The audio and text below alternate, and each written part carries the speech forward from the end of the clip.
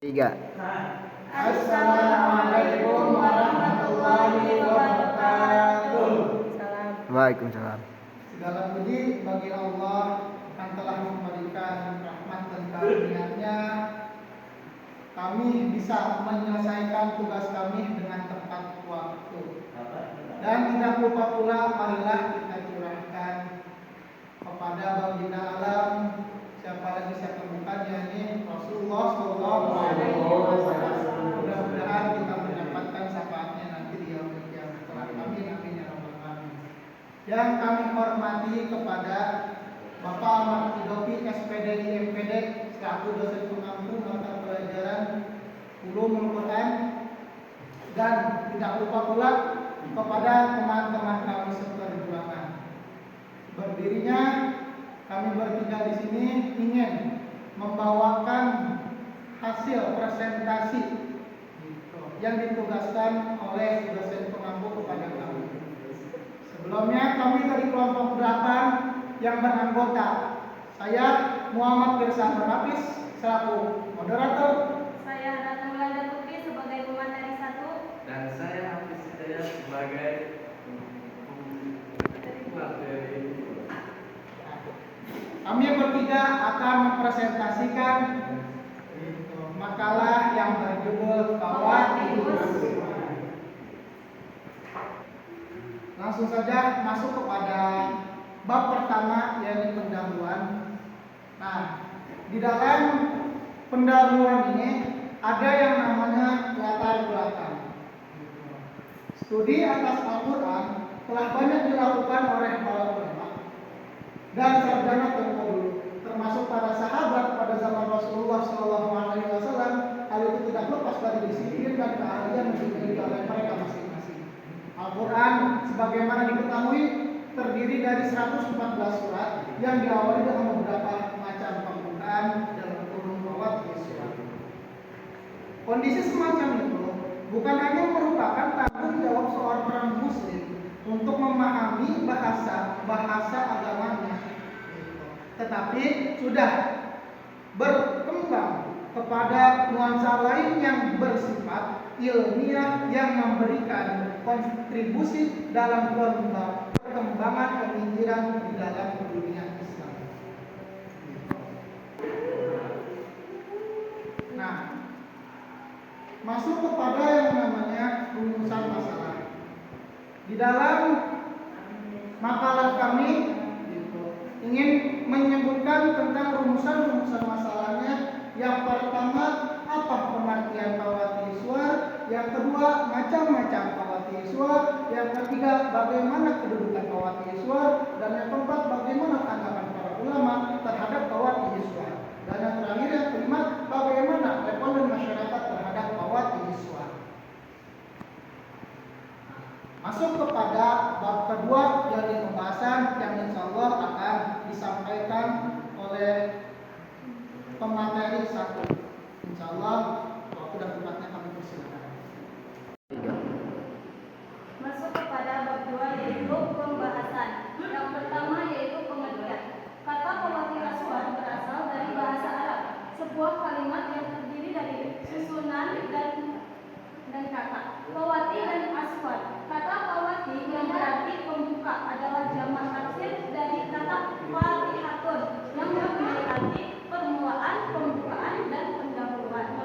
Sedangkan aswad adalah jamak dari surat yang secara etimologi mempunyai banyak arti, yaitu tingkatan atau martabat, tanda atau alamat, gedung yang tinggi dan indah, susunan sesuatu atas lainnya yang bertingkat-tingkat. Jadi, dari segi makna, fawaidul aswad berarti pembuka surat yang karena posisinya itu mengawali perjalanan teks-teks setiap surat di dalam Al-Quran.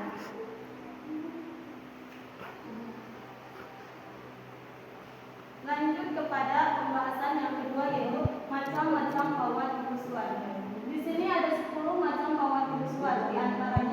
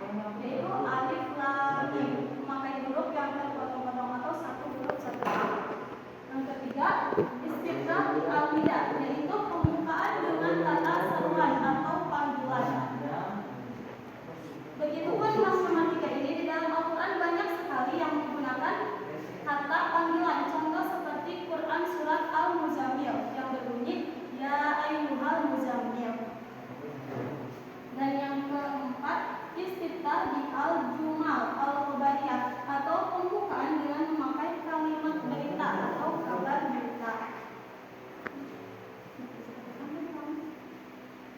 Contoh seperti Quran surat At-Taubah ayat 1. Bara'atun minallahi wa rasulihi illal ladzina ahadtum minal musyrikin. Di situ Allah menjelaskan tentang inilah pernyataan atau pemutusan, berarti kabar dari Allah untuk orang-orang musyrikin. Dan yang kelima, istiftah di al-qasam, pembukaan dengan memakai kata-kata sumpah. Contoh seperti Quran surat Al-Asr Ad-Duha yang diawali oleh huruf-huruf qasam. Dan yang keenam, masih banyak istiftah di al-syarat. Yang ketujuh, istiftah di al-amr. Yang kedelapan, istiftah di al-istifham. Yang kesembilan, istiftah di al-juma'. Yang sepuluh, istiftah di al-ta'lil. Untuk contohnya banyak sekali. Kita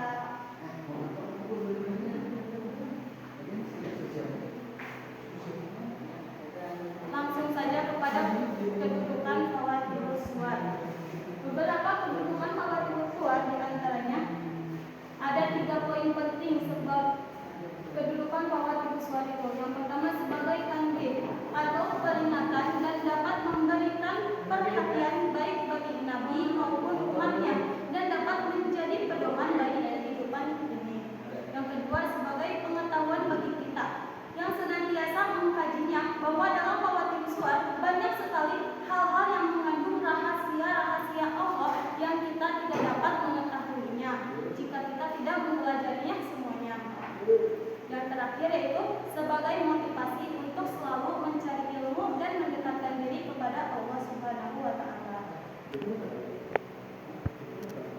Selanjutnya, pendapat para ulama mengenai fawatirus suwar. Banyak sekali ikhtilaf para ulama berbeda mengenai fawatirus suwar ini. Kita menuliskan 5 pendapat fawatirus suwar. Yang pertama, Musafir dari kalangan tasawuf. Ulama tasawuf berpendapat bahwa fawatirus suwar adalah huruf-huruf yang terpotong-potong yang diambil dari nama Allah. Yang kedua, Mufassir orientalis. Pendapat yang paling jauh menyimpang dari kebenaran adalah dari seorang orientalis yang bernama Noldeke dari Jerman, yang berpendapat bahwa awalan surat itu tidak lain adalah huruf depan dan huruf belakang dari nama-nama para sahabat Nabi SAW. Yang ketiga yaitu Al-Huwaini, mengatakan bahwa kalimat itu merupakan tasbih bagi Nabi SAW. Yang keempat, Rashid Ar-Ridho As-Said berpendapat sesuai dengan Al-Razi bahwa tanbih ini sebenarnya dihadapkan kepada orang-orang musyrik Mekah dan ahli kitab Madinah. Dan yang terakhir, Musafir dari kalangan Syiah berpendapat bahwa awalan itu dikumpulkan setelah dihapus ulang-ulangannya, maka akan berarti jalan Ali adalah kebenaran dan kita utama. Dan yang terakhir yaitu responden masyarakat mengenai fawatirus suwar, yang mana sebelum kita melakukan pembuatan makalah ini, kita terlebih dahulu melakukan penelitian terhadap masyarakat lingkungan kita. Di sini kita mewawancarai ada 4 orang responden masyarakat terhadap fawatirus suwar. Yang pertama, kita bertanya kepada saudari Halimah Sa'diyah, yang mana Halimah Sa'diyah mengartikan fawatirus suwar adalah terdiri dari 2 kata, yaitu fawatir berarti pembuka dan aswar adalah surat-surat. Dengan demikian, fawatirus suwar adalah pembuka dari surat-surat dalam Al-Quran. Yang kedua, kita mewawancarai saudari Emi Nurmala Sahid, yang berpendapat bahwa fawatirus suwar adalah salah satu ilmu yang digunakan untuk mempelajari Al-Quran yang berisi permulaan surah-surah. Yang ketiga, Fadlatul Hasanah. Dia berpendapat bahwa fawatirus suwar adalah ilmu cabang ilmu Quran yang khusus membahas pembuka surah-surah dalam Al-Quran. Kemudian yang terakhir yaitu saudari Istianah Wirya. Dia mengatakan fawatirus suwar adalah ilmu yang penting sekali untuk dipelajari yang membahas pembukaan surah-surah kitab Al-Quran. Saya isi daya sebagai materi 2 akan menyampaikan bab 3 yaitu penutup. Jadi penutup itu isinya yaitu kesimpulan-kesimpulan dari apa-apa yang telah disampaikan oleh teman rekan saya yaitu Ratna Wulandari yang sebagai pemateri saya. Oke teman-teman, jadi kesimpulan dari segi makna Pawati Aswar berarti pembuka surah. Karena posisinya yang mengawali perjalanan teks-teks setiap awal surah. Jadi macam-macamnya juga Pawati Aswar yaitu ada beberapa macam. Nah di antaranya istiftah bi al-huruf al-muqatta'ah, istiftah bi al-nida, istiftah bi al-juma al-khabariyah, istiftah bi al-qasam, istiftah bi al al-surat, istiftah bi al-amr, istiftah bi al-istifham, istiftah bi al-du'a dan istiftah bi al-ta'lil. Nah, lebih lengkapnya lagi nanti ke teman-teman bisa lihat isi dari presentasi saya tadi. Okay? Nah, Pawati Aswar Al-Quran memiliki banyak keistimewaan teman-teman dari segi makna dan kebahasaan maksudnya. Oke? Nah, Pawati Aswar merupakan salah satu realitas keistimewaan misterius yang terdapat di dalam Al-Quran. Di tiap-tiap kata ada rahasianya gitu. Nah, rahasianya adalah permulaan surat. Terdapat dalam penafsiran para mufasir tentang Pawati Aswar juga berbeda-beda seperti yang dijelaskan pada pembahasan sebelumnya. Oke teman-teman, dan selanjutnya yaitu penutup yang akan disampaikan oleh rekan saya. Demikianlah nakalah yang dapat kami buat.